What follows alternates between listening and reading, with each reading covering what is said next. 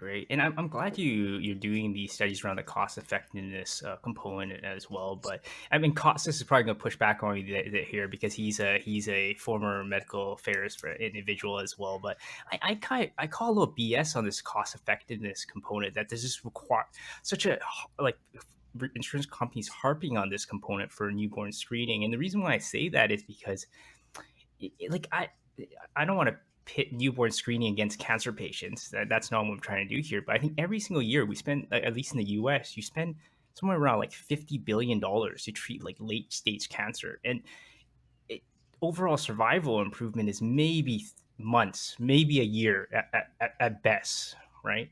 So, whereas in this case for newborn screening, I don't know how much you charge for your test, but I assume it's not in the hundreds of thousands of dollars that the various pharma companies charge for their drug. Yet, this could impact a child's life forever. I mean, they could be more productive their entire lifetime, which is, let's say, average, let's say 70 years, right? They could be more productive for maybe working age 50 years of more productivity. So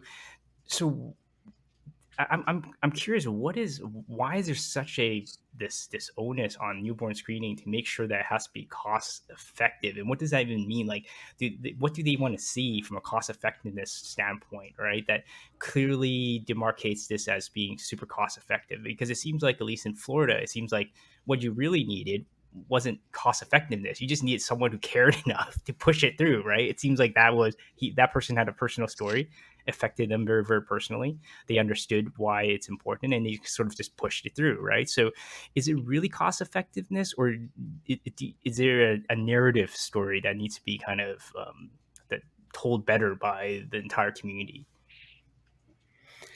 I'd say it's a combination thing. I mean, we do have to live in, um, we have to take a realistic approach that newborn screening, unlike other types of whole genome sequencing that we've been talking about in the NICU, et cetera, is really a public health story.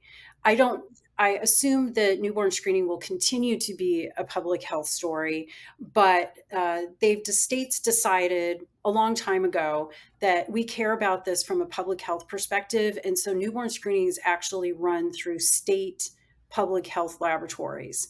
And so they care about it from the perspective of what is the budget impact? How are we going to get information, how are we going to make sure that we can cover the cost of this testing? Now, we're still early enough that we haven't really sat down and talked with too many state public health labs. I think Britt has a little bit in her work, and I'll let her address that. But from a public health perspective, they just need to know how much budget they need and where, because it's not just the test.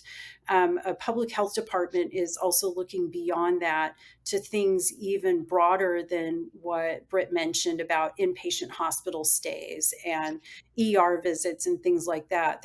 They're looking for other sorts of community impacts. What sorts of programs are we going to need to have in the community right now in order to help these children that are diagnosed at this age? So it could impact even state funding for daycare programs that fall under what used to be called the Head Start program.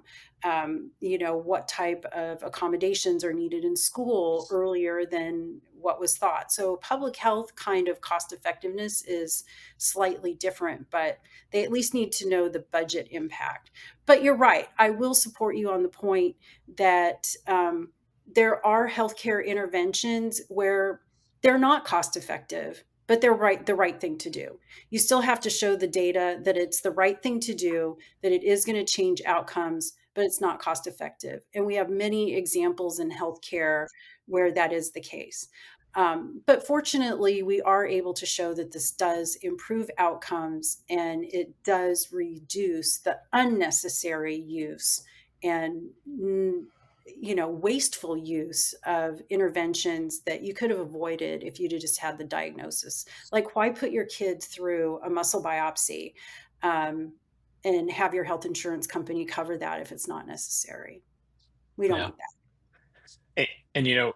And I'll tell you, Lester, one of the things that would greatly help the case is if they were thinking more broadly than just the individual, because especially pediatric patients, they're not driving themselves to their visits, right? And especially if you are chronically ill, that is a lot of time for parents to take away. That's productivity that is lost, and I think that's they don't come from the considerations don't fit in the same bucket, right? They're different people who are thinking about productivity versus the cost of care for the pediatric patient.